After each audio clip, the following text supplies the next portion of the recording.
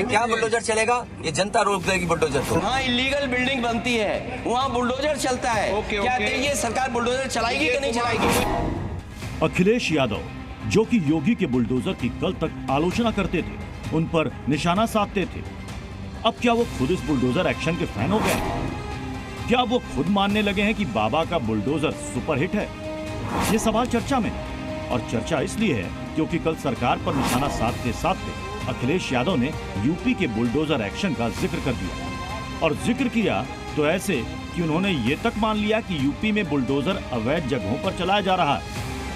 आपको समझाएंगे इस बयान के मायने, लेकिन जरा सुनिए कि कल लोकसभा में आखिर अखिलेश ने क्या कहा था।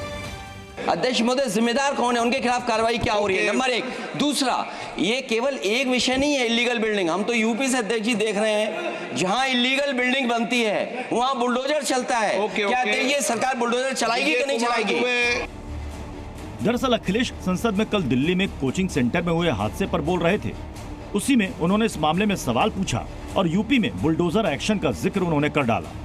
बस इसी के बाद अखिलेश का यह बयान सोशल मीडिया पर वायरल हो गया। लोग कमेंट करने लगे कि अखिलेश ने आखिरकार योगी मॉडल को हिट मान लिया है कि एक्शन अवैध निर्माणों के खिलाफ होता है और इसलिए वो दिल्ली में भी इस एक्शन की मांग कर रहे हैं। इससे पहले यूपी के राजनीतिक मैदान में अखिलेश लगातार सीएम योगी के बुलडोजर एक्शन पर सवाल उठाते रहे हैं। चुनावी भाषणों में इसको लेकर गंभीर आरोप लगाते रहे हैं। बुलडोजर का जो कल्चर डेमोक्रेसी में आया है, हम समाजवादी लोग कभी स्वीकार नहीं कर सकते हैं।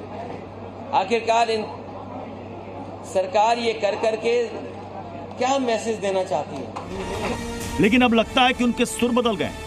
जब यूपी में बुलडोजर एक्शन लगातार चलता रहा, चाहे वो माफियाओं की कब्जे वाली संपत्ति हो या फिर अवैध निर्माण, योगी के बुलडोजर मॉडल की मिसाल कई और नेता भी देते हैं। लेकिन जब अखिलेश ने यह बयान दिया तो ये वायरल हो गया। जी न्यूज़।